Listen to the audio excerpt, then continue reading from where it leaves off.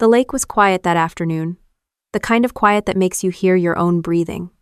I had just gotten home from base for the weekend, trying to enjoy my first real break in months. The army trains you to handle chaos, but no one trains you for silence. I poured myself a cup of coffee, sat on the porch, and tried not to think about work, about deployments, about anything. Then I saw her. My sister, Caroline. Her silver SUV tore down the gravel road that led to the lake behind our childhood home. She drove like the world was on fire. Dust rose in a long trail behind her. At first, I thought she was drunk or upset, maybe just having another one of her episodes. She'd been unpredictable since Mom and Dad died in that accident 2 years ago.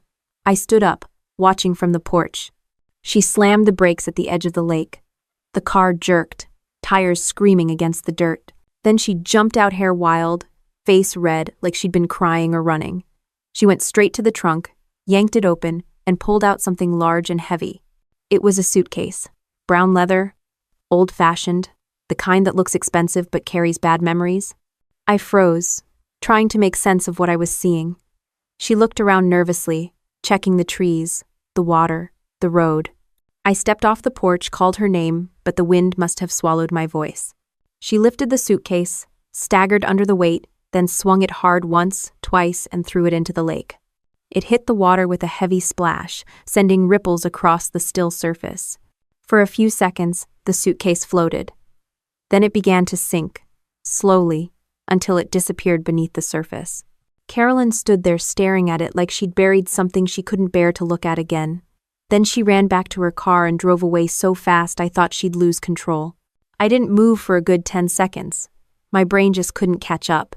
Then something inside me snapped. I started running toward the lake, my boots pounding against the dirt.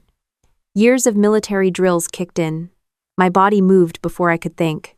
The closer I got, the clearer I could hear the water lapping against the shore, the hum of the engine fading in the distance, and my own heartbeat in my ears. When I reached the lake's edge, I saw bubbles rising to the surface where the suitcase had gone down. The water was dark and cold, even under the afternoon Sunday. I didn't think. I jumped in. The shock hit me like ice. The cold took my breath, but I pushed forward, kicking down, reaching blindly. My hand brushed leather. I grabbed one of the handles and pulled. It was heavy, so heavy I thought it was full of rocks. Or maybe I didn't want to think what else it could be full of. I hauled it to the shore, coughing and gasping for air. The suitcase hit the sand with a wet thud. I kneeled beside it, dripping, trembling, my hands sliding over the soaked zipper. And then I heard it. A sound. A faint, muffled sound from inside.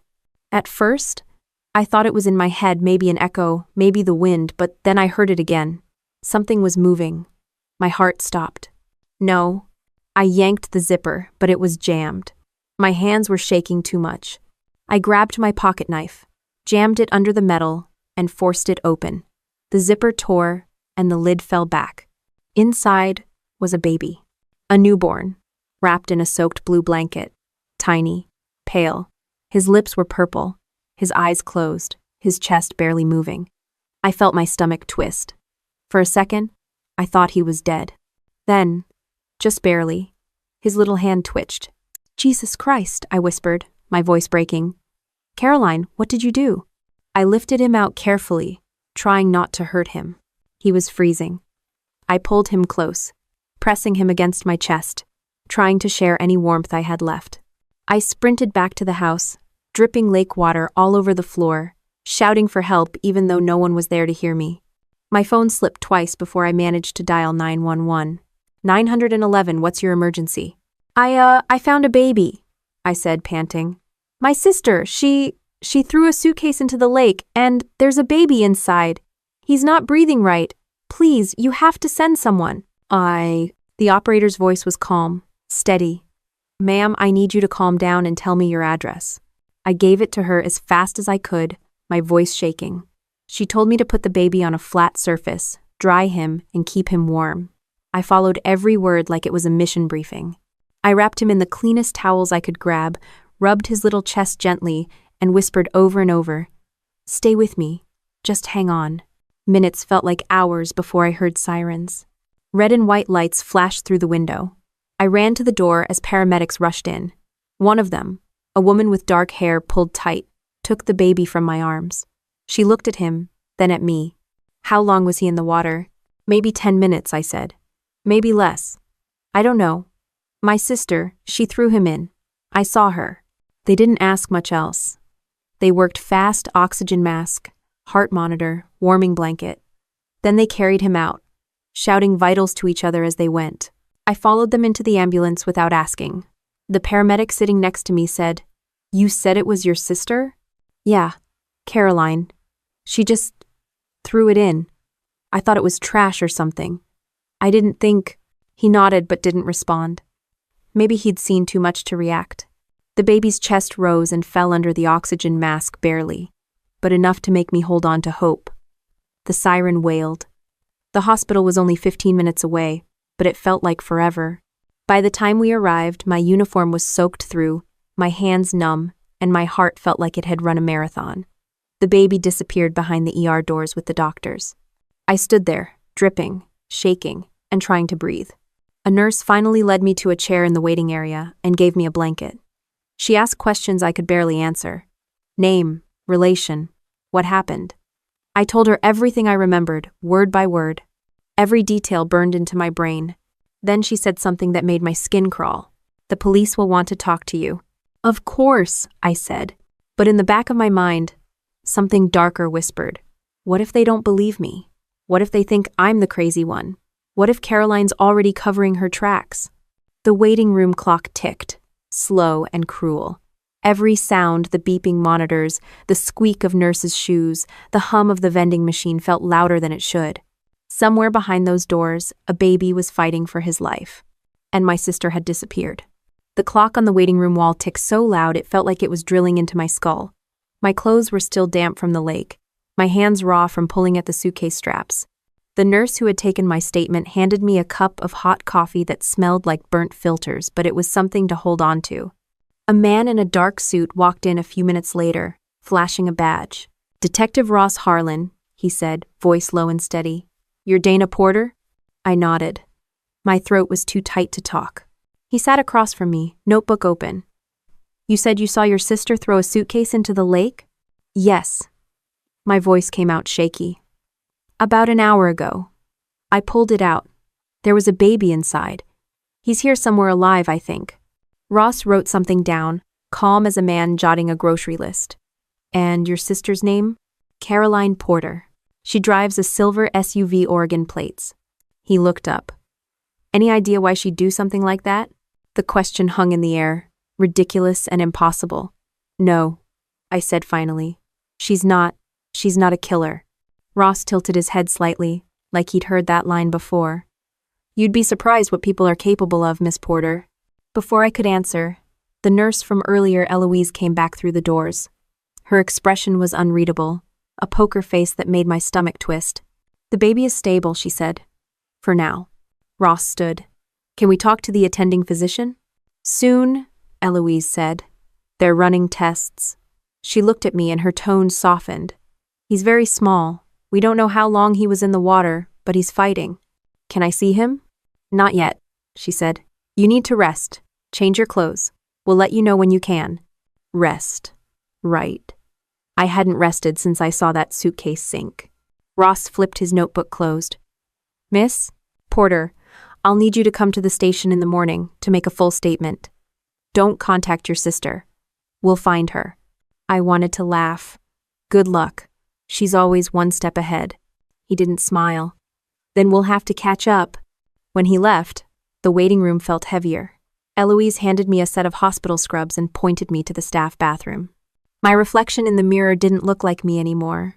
Mud-streaked, hollow-eyed, 20 years older than I was that morning. When I came back, Eloise was still there. She handed me a blanket and sat across from me like we were two soldiers waiting for orders that might never come. "You did the right thing," she said softly. "It doesn't feel like it." "It will," she said. "Eventually." I tried to believe her. An hour later, a doctor in green scrubs came in. His face said everything before he opened his mouth. "The baby's name?" he asked. "I don't know," I said. "He's not mine. My sister." "Yes," he said quickly. "We've noted that. The infant's body temperature was dangerously low, but we've stabilized him. He has water in his lungs, but he's breathing on his own now." Will he be okay? He hesitated. It's too soon to say. The next 48 hours are critical. My shoulders sagged. Can I stay here? He gave me a look halfway between sympathy and bureaucracy. Technically, you're not family. Technically, I said, I'm the reason he's alive.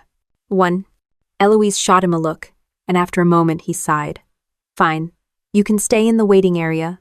Just don't interfere with the medical staff. As if I had the strength to interfere with anyone. When he left, Eloise lingered. You said your sister threw the suitcase in herself? Yes. You're sure it was her? I nodded, though the image in my mind felt foggier now than it had an hour ago. The distance, the glare off the water, it all blurred together, but it had to be Caroline. Who else would drive her SUV out here, to our lake? I sat there for hours, drifting in and out of exhausted half-sleep. At some point, Father Brennan, the chaplain from my base, showed up. Someone must have called him. He sat quietly beside me, hands folded. You don't have to talk, he said eventually. Just breathe. That was easy for him to say. Breathing hurt. Every inhale dragged guilt deeper into my lungs. By morning, I'd memorized every sound in that hospital. The squeak of the door hinges, the hum of the vending machine, the quiet buzz of the fluorescent lights.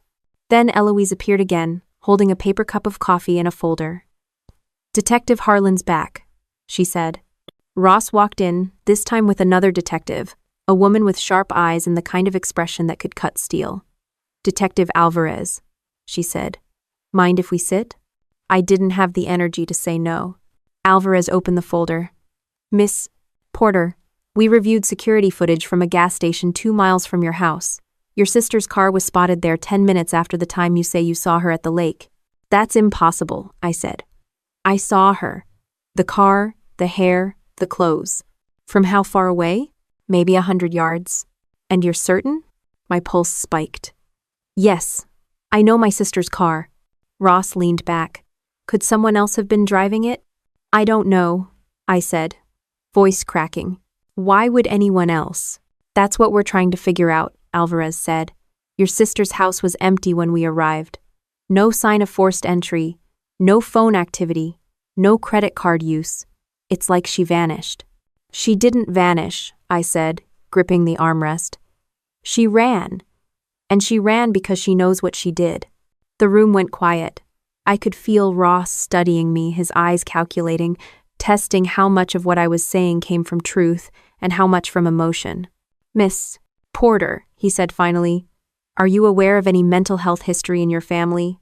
Episodes, trauma, anything that might make someone see things differently? You think I imagined it? I snapped. You think I just hallucinated a baby in a suitcase? No one's saying that, Ross said evenly. But right now, we're trying to make sense of a situation that doesn't add up. Eloise stepped in before I could bite back another response. Detectives, she said.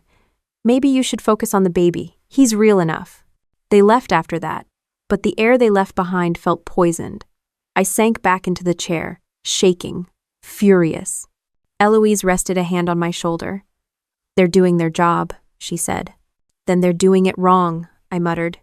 An hour later, a social worker arrived, a young woman named Madison Cole with a clipboard and a professional smile that looked practiced. Miss Porter, I understand you were the one who found the infant, she said. Yeah. Do you live alone? Yes. Stable income? I serve full-time in the Army. She nodded, writing. The baby will remain in state custody for now. Once he's medically cleared, he'll be placed in temporary foster care. The words hit harder than I expected. He's not going to strangers, I said. Ma'am, it's procedure. I don't care about procedure. Her tone didn't change. Until we determine next of kin or the investigation concludes, that's the only option. I stood up so fast the chair squeaked. Then find my sister, because until you do, that baby is all that's left of her. Madison looked uncomfortable for the first time. I'll make a note of your statement. When she left, Eloise came back with another update. The baby's doing better, she said. Stronger heartbeat, warmer skin. It's a good sign. I exhaled for what felt like the first time in hours. Can I see him? Eloise hesitated, then smiled faintly. Just for a minute. She led me through the NICU doors. Machines hummed softly. The baby lay in an incubator, tiny chest rising and falling. His skin had color now. He looked fragile, but alive. I reached through the small opening, careful not to disturb the wires, and touched his hand. His fingers curled instinctively around mine, and something inside me shifted. I didn't know who he was. I didn't know what Caroline had done, but I knew one thing for sure. I wasn't letting go of him again. The first thing I did after leaving the NICU was change back into my clothes and call my commanding officer. Technically, I was supposed to report any involvement with law enforcement. Finding a half-drowned baby in a suitcase thrown by your sister definitely counted as involvement. Colonel Hayes answered on the second ring. His voice was gravel as always. "Porter, you alive?" "Barely," I said. "Sir, something happened. Off base." "Off base doesn't mean off the record. You in trouble?" "I don't know yet." He sighed. "Then keep me posted before it becomes official trouble." That was Hayes' speak for, "Don't make me read about it in a report." I promised him I'd handle it, but something in my gut told me this wasn't the kind of thing anyone just handled. I went back to the house that night. The lake was still, the reflection of the moon rippling over the water where the suitcase had gone down. My front porch light flickered, the bulb half dead, and for a second, I thought I saw movement near the trees, just a shadow maybe, or maybe not. Inside, everything smelled faintly of wet wood and lake mud.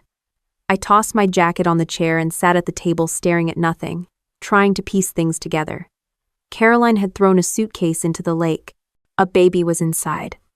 She was gone. The cops didn't believe me. The baby lived. Every version of those facts led to a different nightmare. I opened my laptop and started digging.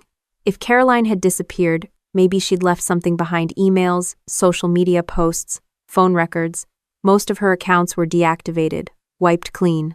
But one thing stood out: a trail of transactions linked to a company called Lindwell Defense Systems, the same military contractor that had been the subject of internal chatter during my last deployment. Lindwell had been under quiet investigation for months. Rumors of fraud, backdoor deals, even black market arms trading. I hadn't been directly involved, but the name was burned into my memory. Seeing it tied to Caroline made my blood run cold. Caroline wasn't military. She'd barely held a stable job after college. So why was her name on a series of payments from a defense contractor? I sent the files to a friend from my intel unit, Sergeant Ray Mercer. He'd left the Army 6 months ago, but still had access to some databases he technically shouldn't. His text came back 5 minutes later. "Where the hell did you get this?" "My sister. Dana, these are coded vendor transfers. Lindwell's internal network. Someone's paying her for silence or access. You sure this is her?" "Positive." "Then she's in deep. This isn't petty corruption. It's classified level bad." The next morning, I met Detective Ross at the precinct. He looked like he hadn't slept either. "You got something new?" he asked. I dropped a printed page on his desk, the Lindwell payments. "These are bank transfers connected to my sister. She wasn't working, so tell me why a defense contractor's been paying her." He scanned the paper, frowned, then slid it back toward me. "This doesn't prove anything." "Then pull her financials yourself. I'll sign whatever you need. But she's not just some woman who lost her mind, this is bigger." "Oh?" Ross leaned back in his chair. "You're suggesting your sister was part of a military corruption ring?" "I'm saying maybe she knew something she wasn't supposed to." He smirked faintly. "You Army people always think everything's a conspiracy." "Yeah," I said, "and we're usually right." Ross didn't argue, but he didn't agree either. He just wrote something in his notebook and said, "I'll see what I can find." When I left, the air outside the station felt too still, like the city itself was holding its breath. I got into my truck, started the engine, and drove without really knowing where I was going. My hands gripped the steering wheel until my knuckles turned white. I ended up back at the lake. I didn't even realize it until the trees parted and the water appeared through the windshield. The police tape was gone. No sign of them ever being there. But something caught my eye. Deep tire tracks near the spot where Caroline's SUV had stopped. I crouched beside them, tracing the tread pattern. They didn't match her car. These were heavier, like from a truck or military-grade vehicle. Someone else had been there. That night, I barely slept. I kept hearing the sound of the splash, the faint cry from the suitcase, the way Caroline's face looked panic, guilt, maybe even terror. She wasn't just dumping evidence, she was running from something. The next day, Ross called. "You were right," he said. "We found records of wire transfers to your sister from Lindwell's shell accounts. The feds are stepping in." "FBI?" "Yeah. Agent Ross Cooper. They're sending him from D.C. "Ross and Ross," I said dryly. "That won't be confusing at all." The following afternoon, I met Agent Cooper at the hospital cafeteria. He was tall, clean-cut, ex-military, you can always tell. He sat across from me with the casual calm of a man used to lying for a living. "Dana Porter," he said, shaking my hand. "Your CO speaks highly of you." That made me stiffen. "You talked to Colonel Hayes?" "Background check," he said. "Standard when a soldier's family intersects with an active federal investigation. Then you already know what happened." He nodded. "I know your sister's missing. I know a baby was found in a suitcase. And I know Lindwell has a history of making problems disappear." "You think she worked for them?" "I think she stumbled into something she didn't understand." He slid a photo across the table, Caroline standing beside a man in a suit outside a Lindwell facility. The man was Thomas Kane, a senior executive I recognized from base briefings. "They were close," Cooper said. "Too close, considering he's married and she had no clearance." I stared at the picture. Caroline's smile looked forced. "Kane's didn't." "What are you saying?" "I'm saying your sister might have been part of a cover-up. And when she realized what she was involved in, someone made her disappear." I leaned forward. "Or she disappeared herself." "Maybe. But the question is why?" Cooper stood, gathering his files. "I'll be in touch. Don't leave town. And Dana, stay away from Lindwell." That last part sounded more like advice than an order. When I got home that night, I found the front door slightly open. My hand went instinctively to my holster. The living room light was on. Someone had been there. Papers from the kitchen counter were scattered across the floor. The drawer where I kept my sidearm was open, empty. Then I saw it taped to the refrigerator. A single Polaroid. It showed me standing at the hospital window, looking at the baby in the NICU. Someone had taken it from inside the room. The back of the photo had one word written in red ink. Stop. The house felt smaller suddenly, like the walls were breathing. I locked the doors, pulled the blinds, and checked every room twice. My pulse didn't slow down until long after midnight. By morning, I'd made up my mind. Whatever Caroline had gotten herself into, I was already in it too. And if Lindwell thought they could scare me off, they'd clearly forgotten what kind of soldier they were dealing with. The photo burned a hole in my mind the whole night. Whoever took it wasn't just watching, they were close, inside the hospital, inches from the baby. That meant whoever they were, they had access, resources, and a reason to scare me. By sunrise, I stopped trying to sleep. I made coffee, black and bitter, the kind that tastes like regret, and sat at the table with the photo again. The handwriting on the back was sharp, deliberate. It wasn't Caroline's. She always looped her letters like a teenager. This was cold, controlled. Someone wanted to make sure I understood this wasn't a prank. My phone buzzed. It was Ray Mercer again, the ex-Intel buddy. He didn't bother with greetings. "You still digging into Lindwell?" "Yeah." "Then listen, the man your sister was connected to, Thomas Kane, he's not just an exec. He was running a covert R&D line off-book projects for the military. Stuff that shouldn't exist." "What kind of stuff?" "Biotech, surveillance, weapons testing on civilians, the usual nightmare fuel. And, get this, he disappeared 6 months ago. Officially listed as missing overseas." "Convenient," I said. Mercer exhaled sharply through the phone. If Caroline was involved with him, she probably knew something that could sink half of Lindwell. Whatever happened, it's not about money anymore, it's about silence. The line clicked dead before I could ask more. That afternoon, I drove to Caroline's house on the north side of town. The police tape was gone, but the smell of stale air and dust hung thick. I stepped over unopened mail and wine bottles on the counter. Everything felt frozen in time, like she'd left in a hurry, and never looked back. Upstairs, her bedroom was a mess. Drawers half open, clothes everywhere. But on her vanity, I noticed something that didn't fit.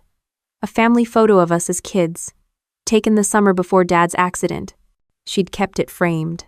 Next to it sat a locked metal box. It took me about 10 seconds to break it open with a screwdriver. Inside were a few documents, a flash drive, and an envelope with my name written in her handwriting. I opened it. The letter was short, written in shaky pen strokes. Dana, if you're reading this, I'm already gone. I didn't kill anyone, but they'll make it look like I did. Don't trust anyone from Lindwell. Don't trust Briggs. Protect the baby. He's Thomas's son. And whatever happens, don't dig too deep. Love, Caroline. That. My stomach dropped. Briggs. Colonel Briggs was a name I knew too well. He'd been part of an oversight committee during my last deployment. Rumor was, he had a stake in Lindwell's private contracts. If he was involved, this was way bigger than I imagined. I plugged the flash drive into Caroline's laptop, praying it still worked. The screen flickered, loaded a folder titled Audit. Inside were hundreds of PDFs, payment ledgers, procurement orders, falsified test data. Lindwell had been billing the government for equipment that didn't exist. Then I found a folder marked TK. Inside was a series of emails between Caroline and Thomas Kane. They want me to change the numbers again, she'd written. I can't keep doing this. Do it one last time, he replied. We'll leave after that. I'll take care of everything. A final message from her 2 weeks before his disappearance. If we go down, it'll be together. I leaned back, staring at the screen. So Thomas and Caroline had been planning to expose Lindwell, or at least run from it, and now both were gone. The front door creaked suddenly. I grabbed the nearest thing that could pass as a weapon, a lamp, and moved silently down the stairs. A figure stood in the doorway, half in shadow. I recognized the stance before I recognized the face. Detective Ross. Jesus, you scared me, I said. What are you doing here? Following up, he said. We got a report of movement at this address. Guess it was you. He glanced around, eyes landing on the open laptop. You found something? Maybe, I said carefully. Financials, emails, proof of corruption. He walked closer, too close. Let me see. His tone wasn't curiosity, it was command. Something about it rubbed me the wrong way. I'll send it through proper channels, I said. He smiled without warmth. Proper channels don't always work the way you think, Captain. How do you know my rank? He didn't answer. That's when I noticed the corner of his jacket. The faint outline of a holstered sidearm standard issue, but not local PD. Military. Who do you really work for, Ross? He didn't blink. For whoever writes the checks. He stepped closer, but before I could react, headlights flashed through the window. Another car pulled up. A woman stepped out. It was FBI agent Ross Cooper's partner, Agent Kimberly Ross. She entered, gun drawn. Step away from her, Harlan. Harlan. Not Ross. His real last name. She moved fast, cuffing him before he could protest. We've been tracking him for weeks, she said. He's not a detective, he's security detail for Lindwell. I exhaled, tension draining from my shoulders. You sure know how to make an entrance. Occupational hazard, she said dryly. She glanced at the laptop. What did you find? Proof, I said. Money trails, fake audits, the whole thing. But it's more than fraud. Thomas Kane's missing, Caroline's gone, and Colonel Briggs is all over this. Ross looked grim. Then, we're not dealing with corruption, we're dealing with a cover-up. She handed me a card. Keep this close. I'll loop you in when we move. For now, go home, lock your doors, and trust no one in uniform, not even the ones who look friendly. By the time she drove away with Harlan in custody, the neighborhood was quiet again.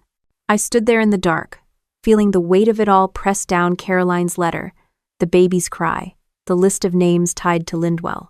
I drove back to my house, parked outside, and sat in the truck for a long time, staring at my reflection in the windshield. My face looked unfamiliar, harder, sharper, like the war had followed me home. Inside, the flash drive sat heavy in my pocket.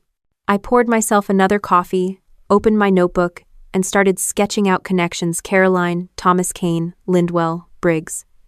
Every arrow led back to one thing: silence. The kind of silence people kill for. Around midnight, I got an alert on my phone motion detected on my front porch. I reached for my gun and moved quietly to the window. A figure stood just beyond the porch light, barely visible in the dark. My hand tightened on the grip. Then the figure stepped forward just enough for me to see her face. Caroline. She looked pale, thinner, eyes wide like she'd seen a ghost. She raised her hand not to wave, but to press a finger to her lips. Quiet. Before I could open the door, headlights swept across the yard. She turned and vanished into the trees. My pulse didn't slow down until long after she disappeared into the trees. For a few seconds, I just stood there with the gun hanging loose in my hand, staring at the shadows. It wasn't shock anymore. It was the feeling you get when everything you thought you understood tilts just a few degrees off center. I stepped outside barefoot, gravel biting into my feet, scanning the yard. Nothing. No footprints, no sound, just the hum of crickets and the faint ripple of the lake behind the house. If she'd been there, she was gone now. I walked back inside and locked the door, double bolting it out of habit. The digital clock on the wall blinked 1:17 a.m.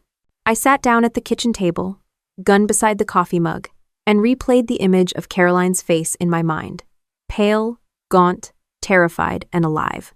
The next morning, I drove to the sheriff's office to find Agent Kimberly Ross. She wasn't thrilled to see me. "You should have called," she said, arms crossed. "I didn't have time. My sister was at my house last night." Her expression didn't change, but her voice dropped lower. "You're sure it was her?" "I know my sister's face. She's alive." "Hen," Ross exhaled, tapping her pen against the desk. "If she made contact, it's because she wants something, or she's desperate." She didn't look desperate. She looked hunted. Ross frowned, then nodded toward the hallway. "We'll check your property for surveillance gear. If Lindwell's people are watching you, they'll have eyes and ears everywhere." She was right. 2 hours later, a federal tech team swept my house and found 3 hidden devices: a pinhole camera under the porch light, a listening mic inside the smoke detector, and a GPS tracker under my truck's rear bumper. "Whoever did this," Ross said, "they're not amateurs. This is professional work." "Meaning government?" I asked. "Meaning someone with the same toys we have." I leaned against the counter, arms crossed. "They knew when I was at the hospital. They knew when I came home. This isn't just about Caroline, they're monitoring me." Ross gave a dry smile. "Congratulations. You're officially part of a federal case." It was meant as sarcasm, but it didn't feel funny. I spent the next few days living like a ghost, curtains drawn, phone off, every sound amplified by paranoia. At night, I'd catch glimpses of headlights pausing too long at the end of the road, or hear a click on the phone line when I tried to call Mercer. I stopped sleeping altogether. Then, on the 3rd night, my instincts paid off. I was driving back from the store when I noticed a black SUV in the rearview mirror. No plates. Tinted windows. It followed me through 2 turns and slowed every time I slowed. I took a hard right onto an old logging road one only locals knew. The SUV hesitated, then followed. That was all the confirmation I needed. I floored it. Gravel flew, tires screaming against the dirt. The SUV stayed close, maybe 20 yards back. I killed my lights and cut across a side path that led down toward the lake, skidding to a stop behind a line of trees. The SUV roared past, still searching. When it finally disappeared down the road, I exhaled, my hands shaking against the steering wheel. Whoever they weren't cops. They were cleaner. The next morning, I called Ortega, my old CID contact. He picked up on the first ring. "Jesus, Dana, I heard about the lake thing. You okay?" "Define okay." End quote. He laughed once, without humor. "Right, what's going on?" "I think I'm being watched. 3 bugs in my house, a GPS tracker on my car, and last night, I was tailed by a black SUV." Ortega went quiet. "Sounds like Lindwell. They've got private contractors who run security, guys who used to work for us before they went freelance. Meaning they know how to erase people. Meaning they're good at it." He paused. "I'll ask around. But if they're on you, they probably think you've got something they need." "I do," I said. "A flash drive. Caroline left it." "Then don't keep it in your house," he said quickly. "Hide it somewhere nobody would look. And if anything happens, call me, not the cops." I followed his advice. I drove out to an abandoned ranger station near the lake and hid the flash drive inside an old ammo box under the floorboards. It wasn't perfect, but it would buy me time. When I came back, Ross was waiting at my place. She'd brought files, photos, documents, timelines. "We've been digging into Lindwell," she said, spreading everything across the table. "Your sister was their senior accountant for 3 years. She helped manage overseas transfers." "She was an accountant," I said, "not a spy." Ross met my eyes. "She didn't need to be. She saw numbers that didn't add up. And when she asked questions, people started dying." "Axtut." She pointed to a photo of a man I recognized from the emails, Thomas Kane. "He died in a car crash 2 days after meeting with Colonel Briggs, the same night your parents' plane went down." My chest tightened. "You're saying that wasn't an accident?" "I'm saying the timing stinks." I stared at the photos, Caroline smiling in a company gala picture, Kane shaking hands with Briggs, the Lindwell logo behind them like a stain. She must have tried to expose them. Ross nodded slowly. "If she did, they'd silence her. But now that baby's alive, everything changes. DNA tests came back this morning. He's related to you half-blood." "Half?" "Meaning Caroline's his mother." My throat went dry. "And the father?" Ross looked uneasy. "Thomas Kane." I pressed my palms against the table. "So she didn't just get involved, she fell in love with him. And when he died," Ross said quietly, "she became the loose end." Outside, a car door slammed. Both of us turned toward the window, instincts flaring. Ross went to the door, hand on her gun. It was a delivery van, white and unmarked, idling longer than necessary. The driver didn't get out. He just stared at the house. Then the van pulled away slowly and vanished down the street. Ross exhaled. "They're watching both of us now." That night, she convinced me to stay at a safe house. It was a rented cabin tucked behind a gas station on the outskirts of town. She said it was off-grid, no Wi-Fi, no cameras, just silence and bad coffee. For the first time in days, I let my guard down. We sat by the fireplace, papers spread out between us. Ross told me about her early days in the bureau, chasing white-collar crooks who thought they were smarter than God. "Lindwell's different," she said. "They don't just hide money, they hide people. You either work for them or disappear." I stared at the flames.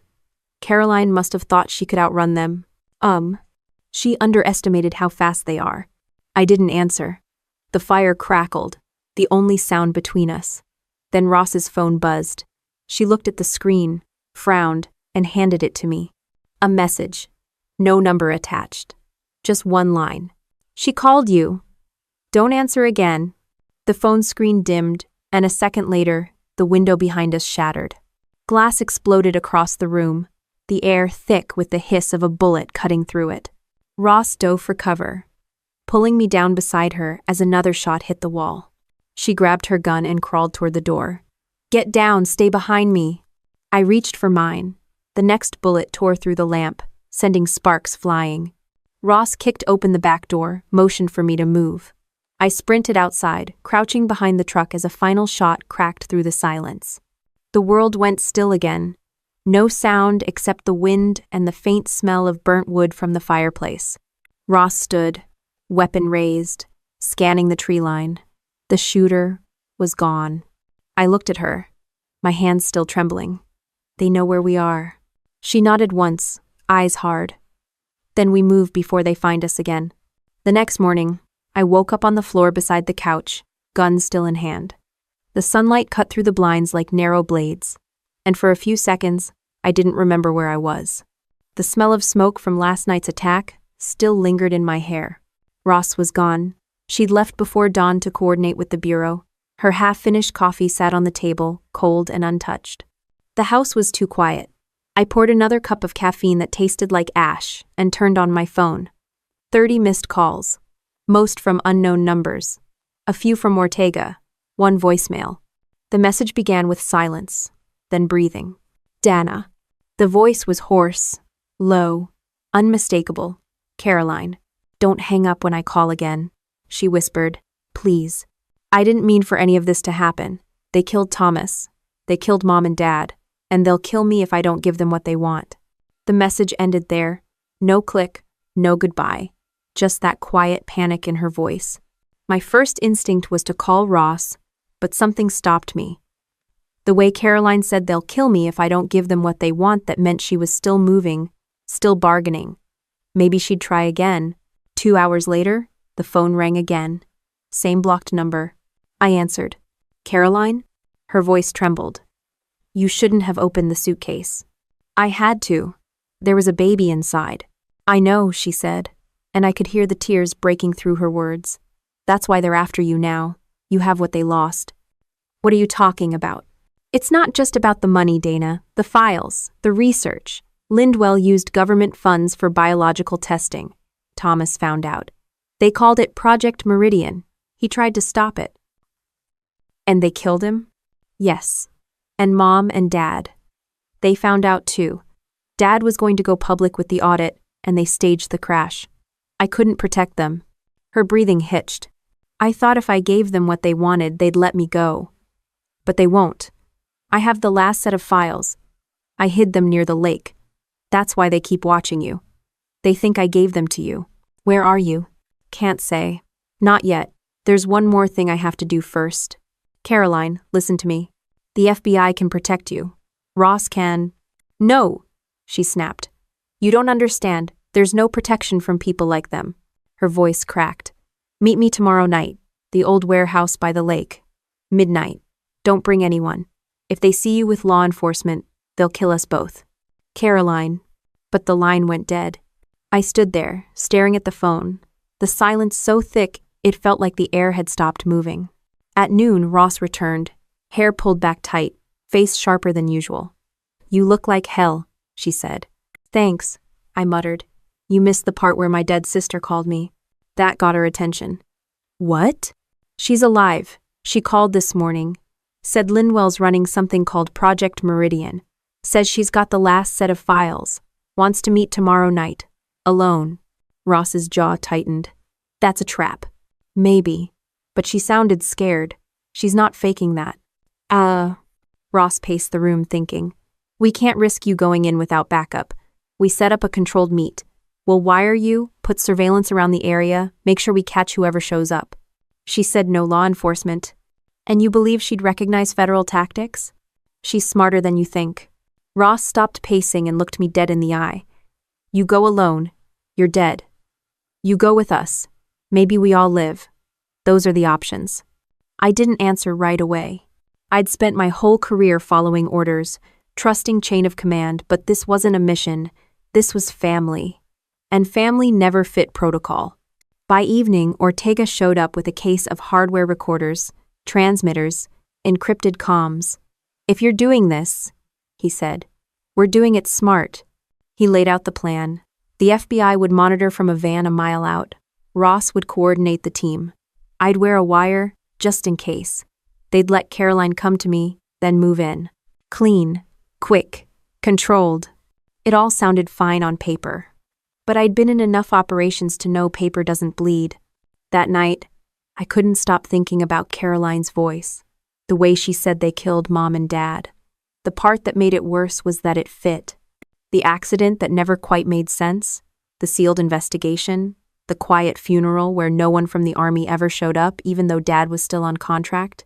I'd spent 2 years trying to believe it was bad luck. Now I knew better. Ross noticed my silence. You okay? I'm processing. She nodded. Processing's good. Just don't overthink. The job's simple. Get her talking, keep her in sight, and don't try to play hero. I'm not trying to play hero. Good. Because heroes be stupid. She gave a half smile, like she didn't quite believe her own line. The next day crawled by. I trained like I was prepping for deployment checking gear, reviewing angles, scanning the warehouse blueprints. The place Caroline chose used to be part of an old lumber yard, half-collapsed roof, exposed beams, and a back dock facing the water. No power, no cameras, perfect for someone hiding from the world. By sundown, the FBI team set up base in an unmarked van near the county road. Ortega handled the comms, Ross ran logistics, and I sat on the tailgate of my truck watching the sky go from gold to gray. Ross came over, adjusting her earpiece. You ready? As I'll ever be. Out. She handed me a small transmitter.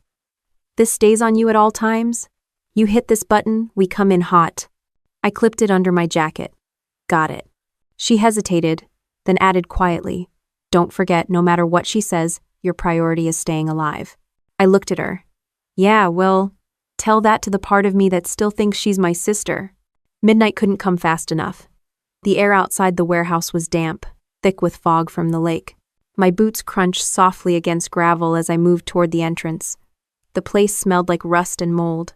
Somewhere inside, water dripped steadily from the ceiling. I clicked on my flashlight. The beam cut through the dark, landing on broken crates, empty shelves, and dust dancing in the air. I called out softly, "Caroline?" No answer. I took another step, light sweeping across the floor, and then I heard it. Footsteps.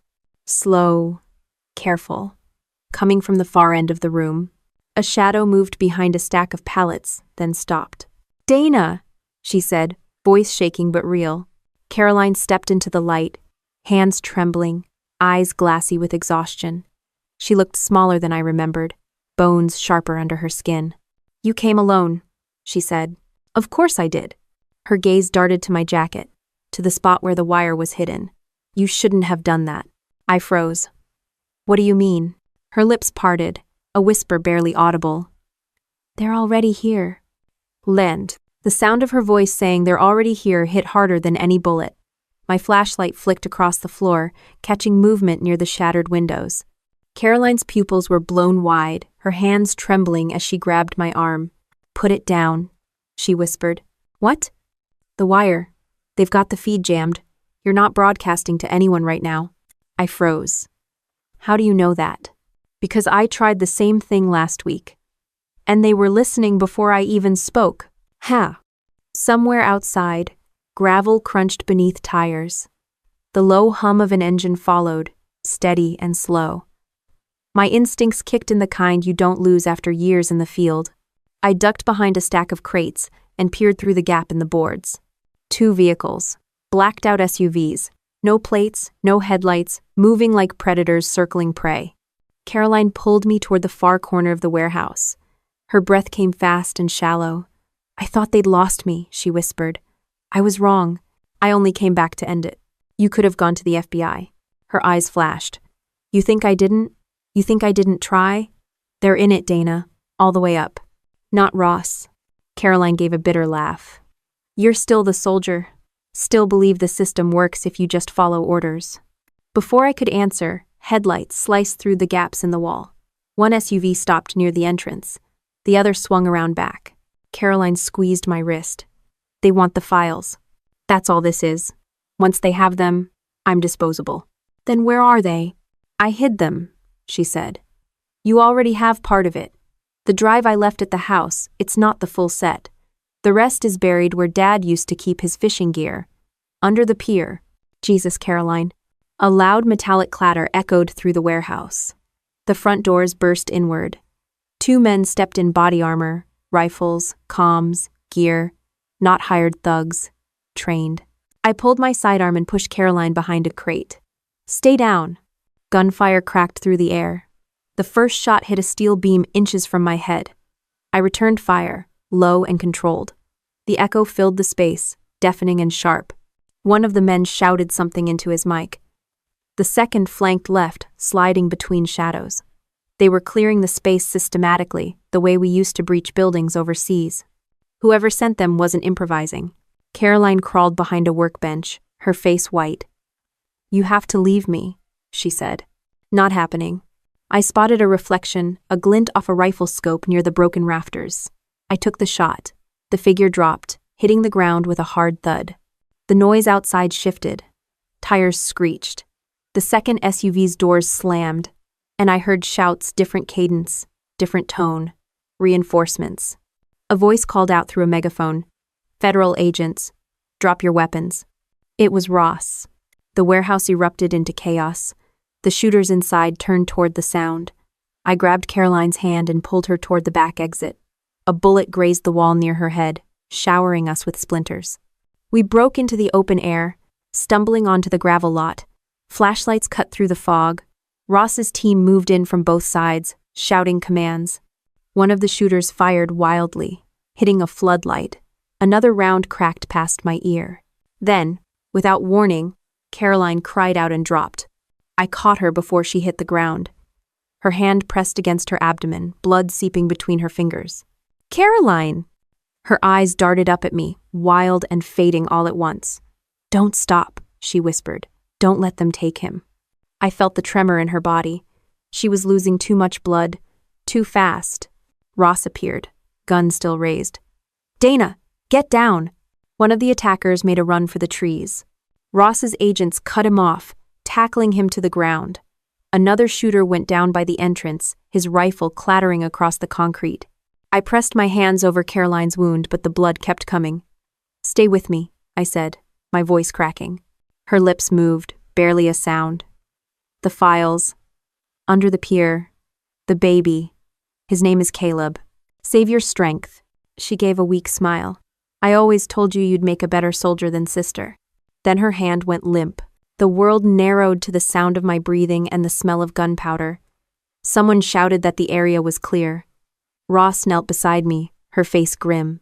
"We need a medic," she yelled, even though she already knew it was too late. The paramedics came, but the motions were just protocol. Compress, check pulse, call it. Ross stood a few feet away, talking into her radio, her voice steady and professional. When she turned back to me, her expression softened. "I'm sorry," she said quietly. "We got what we could. One of the shooters alive. He'll talk." I didn't answer. My hands were still stained red. An agent approached, holding a small recorder. "She was wired," he said. The feed cut early, but the backup picked up part of the conversation, enough to prove she wasn't lying. Ross took the recorder and glanced at me. "We'll need your statement when you're ready." "I'm not going anywhere," I said. As they carried Caroline's body away, the fog over the lake thickened, turning the air milky and cold. I walked to the edge of the water where she'd once thrown the suitcase. The ripples looked the same, like the lake itself refused to remember. Ross came to stand beside me. "You did everything you could." "No," I said quietly. "I didn't." She didn't argue. She just looked out at the water, her breath clouding in the air. "We'll get them, Dana. Every single one." I wanted to believe her, but I'd learned too much about how justice worked to think it would ever feel like enough. By dawn, the scene was sealed off. Ross's team gathered evidence while I sat on the tailgate of a truck, wrapped in a blanket that didn't stop the shaking. Ortega arrived not long after. He looked at me, then at the paramedics loading the body bag into the van. His jaw tightened. She didn't deserve this. None of them did. He reached into his coat and handed me an envelope. Before the bureau got here, we swept the pier. Found this buried where she said it would be. Inside were 2 flash drives. I turned them over in my hand. One labeled Lindwell, Phase 1. The other, Project Meridian. Ross walked up, eyes locked on them. "That's it," she said. "That's the whole operation. Then what happens now?" She glanced toward the lake, then back at me. "Now we prove it, and maybe for once the right people pay." I slipped the drives into my jacket pocket. The wind off the water cut through the morning air, and for the first time in weeks, I felt something close to clarity. Caroline's blood still stained my sleeve, but her voice stayed with me. "Don't let them take him." Somewhere out there, the baby she risked everything for was still alive. And if she died to protect him, then I wasn't done, not yet. The air outside the federal building felt heavier than usual, like the city itself was holding its breath. I stood on the courthouse steps in my uniform, the metal bars still polished from habit, but none of it meant much anymore. Reporters shouted questions, cameras flashed, and the words "Lindwell corruption scandal" echoed from every mouth like a mantra. Ross walked beside me, calm as ever, though the dark circles under her eyes betrayed the weeks we'd spent building the case. "You don't have to talk to them," she said quietly. "Just keep walking." End quote. "I've been following orders my whole life," I said. "Might as well follow one more." Inside, the corridor smelled of disinfectant and bureaucracy. Every wall was lined with framed flags and dull portraits of men who thought justice meant paperwork. Ross led me to a small conference room where a federal prosecutor waited, trim suit, plastic smile, too eager for headlines. He stood as I entered. "Captain Porter," he said, shaking my hand like we were about to play golf. "Your testimony's the backbone of this case. Without you, none of this sees daylight." "Without my sister," I corrected, "none of this exists." He hesitated. "Yes, well, that too." The trial itself was theater, neat, efficient, sanitized. Colonel Briggs sat at the defense table, his posture straight, his smirk unshaken. He looked the same as he had years ago during my deployments. Polished, confident, the kind of man who thought rules were for other people. The Lindwell executive sat beside him, hands folded, expensive suits hiding the rot underneath. When the clerk swore me in, the courtroom hushed. The prosecutor's voice was calm, guiding, almost too gentle. "Captain Porter, please tell the court how this began." I told them about the lake, the suitcase, the baby, Caroline's voice on the phone, her final words, the files under the pier. Each detail hit like a hammer in that sterile room. I watched jurors' faces shift from skepticism to disbelief to quiet anger. Then the defense attorney stood. Slick, sharp, built for damage control. "Captain Porter," he said. "You're a decorated soldier, correct?" "Yes." "And you've experienced combat trauma?" I felt Ross tense beside me. "What are you implying?" "Only that traumatic experiences can distort memory," he said smoothly. "You're certain you saw your sister throw that suitcase into the lake?" "Yes." "End of tract. From how far?" 70 yards. "In the dark?" "Twilight." He smiled, all polished teeth. No further questions. The prosecutor leaned in close. "You did fine," he whispered. But it didn't feel fine. It felt like watching someone try to twist my reality into fiction. When the jury finally left to deliberate, I sat outside the courtroom staring at the floor. Ross joined me, leaning against the wall. "You held your ground," she said. "That's all that matters." "That." Briggs looked at me like he still owns the room. "He's losing it. Trust me." Hours later, the verdict came back. Guilty on multiple counts. Fraud, conspiracy, obstruction of justice. The headlines would say, "Justice served," but it didn't feel like that. It felt like trading one kind of silence for another. Ross squeezed my shoulder as Briggs was let out in cuffs. "You got him," she said. "No," I said quietly. "Caroline did." Z. That night, I went home and opened the small box the bureau had returned to me everything they'd found on her. Inside were a few photos, the letter she'd written, and a necklace I hadn't seen since we were kids, a silver locket shaped like a compass. Inside was a photo of the two of us at the lake, maybe 10 years old, smiling like the world was still simple. I sat there for hours, turning the locket over in my hands, until the phone rang. It was Ross. "The baby's out of intensive care," she said. "Stable, healthy. Social services wants to discuss guardianship. You're listed as next of kin." I couldn't speak for a moment. "You mean I can take him?" "If you want to. The paperwork's already in motion. The bureau's backing you after everything you've done." I felt something shift in my chest, something small and unfamiliar relief, maybe. "When?" "Tomorrow. I'll meet you at the hospital." "Okay." I hung up and stared at the empty crib I'd set up days ago, half out of impulse, half out of hope. It didn't feel like victory, just another responsibility that carried someone else's name.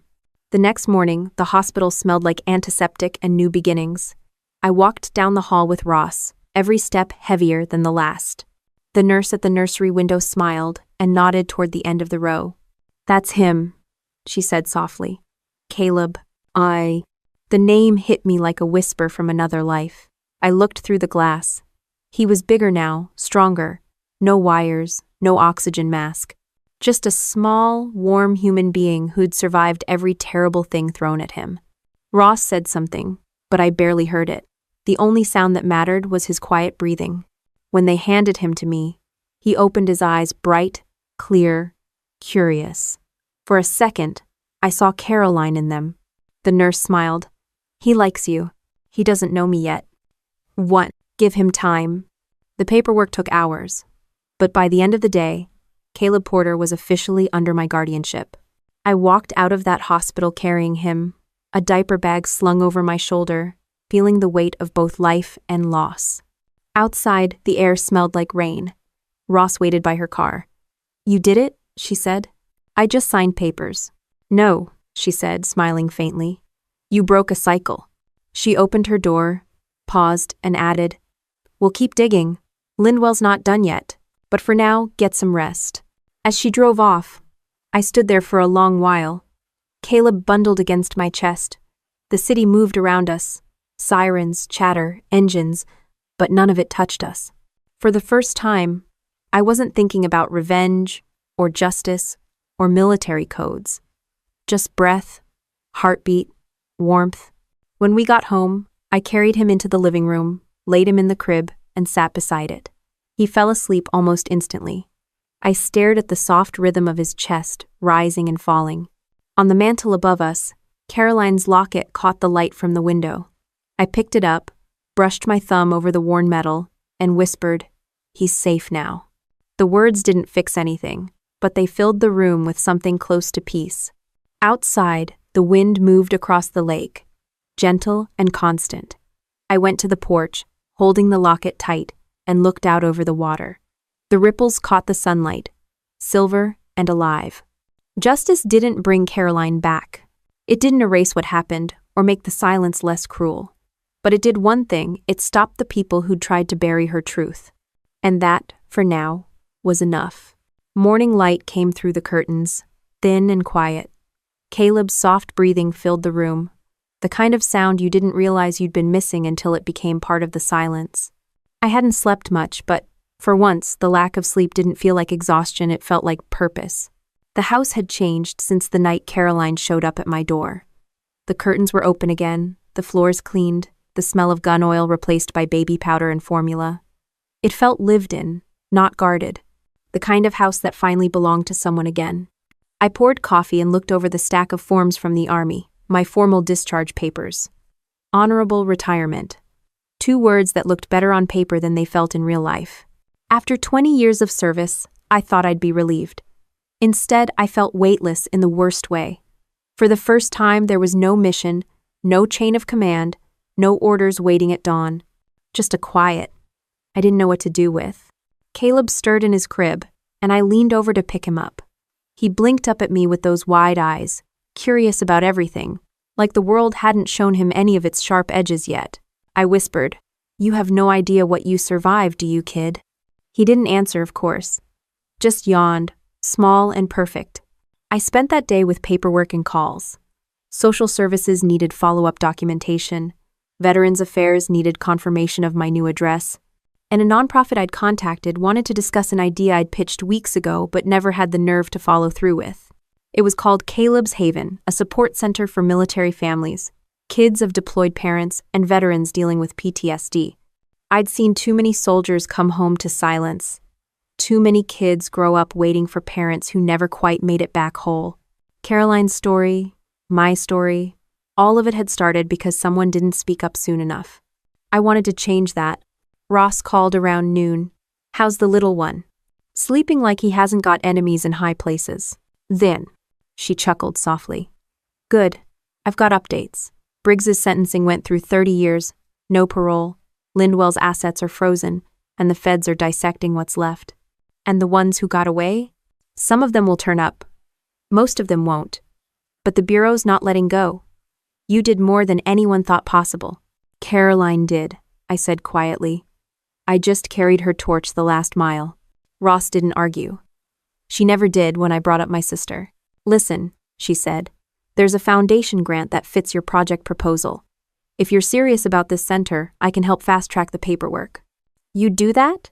"I've seen what happens when we don't give people like you somewhere to land.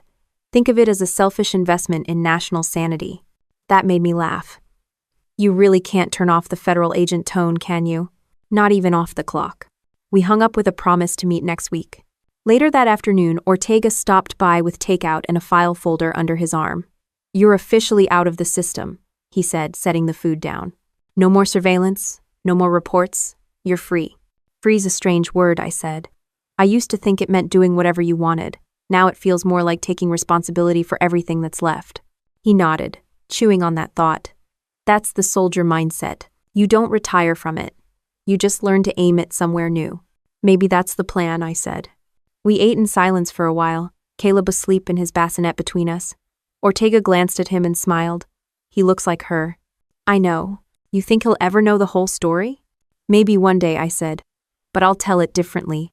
Not about what we lost, about what we tried to protect." Ortega nodded again. "That's good. People need to hear it that way." On. Before he left, he handed me the file folder. "These are the official debrief summaries. Thought you'd want a copy before they get buried in archives. I didn't open it. I'd already lived every page. After he was gone, I stood on the porch and watched the sunset over the lake. The water was calm again, like it always pretended nothing had happened. But I knew better, the lake remembered. It always did. The next few weeks passed in quiet motion. The nonprofit paperwork came through. Ross helped me secure the first round of funding, and by early spring, construction began on the old community center near downtown Boise. It had been empty for years, just a hollow building full of broken glass and peeling paint. Now, it was getting rebuilt, new walls, new windows, a fresh start. The first time I walked through it with Caleb in my arms, I could almost see what it would become, a place with laughter instead of echoes, light instead of flickering bulbs. The sign out front went up a month later, Caleb's Haven, for families who serve and those who wait. The opening ceremony wasn't big. A few veterans, some families, a couple of reporters who only half cared. But it didn't matter. Ross gave a short speech about integrity and sacrifice, the kind of thing that made bureaucrats clap politely. I didn't speak much, just stood there with Caleb on my hip and said, "This place is for the people who never got a homecoming." Afterward, one of the older vets, a man with a limp and kind eyes, shook my hand. "Your sister would be proud," he said. I managed a small smile. She'd probably say I'm late, as usual. When the crowd thinned, Ross joined me by the door. "You've built something good here," she said. "Not everyone gets to turn tragedy into purpose." "I didn't do it for closure," I said. "I did it because it was the only way to keep her story alive without letting it break me." Ross nodded. "That's the difference between revenge and redemption, isn't it?" "Maybe so." The day ended the way all the good ones did, quietly. I drove home, put Caleb to bed, and sat in the living room with a mug of tea that went cold before I touched it. On the table lay Caroline's old locket. I opened it again, tracing the edge of the photo until I could almost hear her laugh echoing through the house. "You did it," I said out loud, not sure who I was talking to her. Myself, maybe both. "It's over." But even as I said it, I knew over was the wrong word. Some stories don't end, they just change shape. The night breeze moved through the trees, carrying the faint sound of water against the shore. Caleb stirred in his sleep, then went still again, safe and warm. For the first time in years, I didn't reach for my gun before turning off the lights. I didn't check the locks twice or sleep with one eye open. I just let the dark settle around me and trusted it would hold. Outside, the lake reflected the moonlight like a promise, calm, endless, waiting. And in that reflection, I saw something that had been missing for a long time, the outline of peace that finally stayed when morning came. The lake was still that morning, its surface glassy and pale beneath the early Sunday. It was exactly 1 year since everything the night Caroline died, the trial, the files, all of it. I hadn't planned to mark the date, but my body remembered before my mind did. Some anniversaries live under your skin whether you invite them or not. Caleb was in the back seat, singing to himself, his voice soft and off-key. He was walking now, talking 2 half words, half laughter. I parked near the same trail that led down to the water and unbuckled him. He reached out with both hands, eager, like he always did when the wind caught his hair. We walked slowly, my boots crunching over gravel, his tiny sneakers padding along beside me. The air smelled of pine and the faint metallic trace of the lake. Birds skimmed the surface, breaking the perfect reflection just enough to make it real.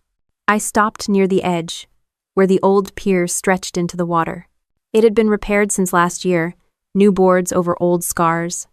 Caleb tugged at my sleeve, pointing toward the water. "Fish?" "Yeah," I said, "lots of fish." He crouched near the edge, staring down like he could see them. I knelt beside him, the cool air brushing against my face. "This is where your aunt and I used to come when we were kids," I said quietly. "We'd sit here for hours, even when we didn't catch anything." He didn't understand, but he listened. Kids always do, even before they understand the words. I reached into my jacket pocket and pulled out Caroline's locket. The silver had dulled over the year, but the compass engraving was still sharp. I opened it, our childhood photo inside, still smiling, still whole. "I thought I'd scatter your ashes here," I murmured, "but I guess you're already everywhere I look." Caleb made a small sound, a mix between a question and a laugh, as if to agree. Behind us, a car pulled up. The sound of footsteps followed, measured, familiar. Ross approached, holding a bouquet of wildflowers. She looked more rested these days, less like someone who'd been living in fluorescent light. "I figured you'd be here," she said, setting the flowers down by the water. "You figured right." She watched Caleb for a moment, smiling. "He's getting big. Too fast, I can't even keep up." Ross crossed her arms, the breeze lifting her hair. "You know, there's talk of giving you a civilian citation for your work on the Lindwell case. They're calling it extraordinary service beyond duty. I'm retired. You can't give a medal to someone who's already done fighting." Ross tilted her head. "You think that's true?" I looked at the lake, at the faint ripples spreading from where Caleb had tossed a pebble. "No," I admitted. "Fighting just changes shape." She nodded slowly. "You ever think about coming back? Not to active duty consulting, maybe. You've got instincts most of these kids don't." I smiled faintly. "You mean paranoia and trust issues?" "Exactly." We both laughed, quiet but real. Caleb clapped his hands at the sound of the splash, proud of himself for throwing another stone. Ross crouched beside him, handing him a flat rock. "Try this one. Skip it." He tried. It sank instantly. She grinned. Natural talent. For a while, none of us spoke. The air felt clean, untouched by everything we'd been through. Then Ross said softly, "You ever regret not letting her go to the FBI sooner?" I thought about that. "Every day," I said. "But if she had, none of this would have come to light. The system eats its own. She knew that." Ross nodded. "Still, she deserved better." "She deserved peace," I said. "That's not the same thing, but it's what she has now." The wind shifted, carrying the faint creak of the pier. Caleb leaned against my leg, tired from playing. I picked him up, and he rested his head on my shoulder, thumb in his mouth, like the world was finally safe enough to fall asleep. Ross watched us with that look she got when she didn't want to say what she was thinking. "You ever think you'll tell him everything?" "Not everything," I said. "He'll know who she was. He'll know what she did to save him. But the rest, he doesn't need that weight." "I'm sick. Maybe one day he'll find his own version of the truth," she said. "Maybe," I agreed. We stood there for another few minutes before she checked her watch. "I've got to head back. Paperwork doesn't retire either. Thanks for coming." She gave me a half smile. "Don't thank me. I just wanted to make sure you were still breathing." After she left, I sat on the end of the pier with Caleb asleep against my chest. The lake stretched out in front of us, endless and patient. The sunlight shimmered over the water, and for a moment I could almost see the reflection of another time, two kids sitting here, swinging their legs, laughing about nothing. It wasn't a memory, not exactly. More like the kind of echo the mind makes when it wants to believe something still exists somewhere. I took the locket and held it above the water. "You did it, Caroline," I said softly. "You ended it. I'll take it from here." Then I let it go.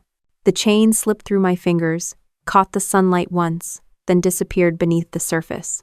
The ripples spread outward, small and steady, until they blended into the stillness. Caleb stirred, blinking awake. "Gone?" he murmured, half asleep. "Yeah," I said. "Gone home." He nestled closer, and I stayed there, watching the last of the ripples fade. Back at the house, the afternoon light filled the rooms in soft gold. The photos on the wall told the story better than words. Could Caroline's smile, my old unit, the opening of Caleb's haven, and a new one from last week, me and Caleb in front of the center sign, his hand smudged with paint, mine holding it steady. I made dinner while he played on the floor, building a tower out of wooden blocks. Every time it fell, he laughed, then started over. I envied the ability to rebuild without hesitation. After he fell asleep that night, I stepped out to the porch with a glass of water. The stars reflected on the lake like they always had. Somewhere far across the water, a single light glimmered from a cabin window. Maybe someone else was sitting there, remembering their own ghosts. The air was cool, carrying the scent of rain and earth. I thought about everything that had led here, the lies, the blood, the choices that couldn't be undone. It should have felt heavy. Instead, it felt honest. Revenge had started this story, but it wasn't what ended it.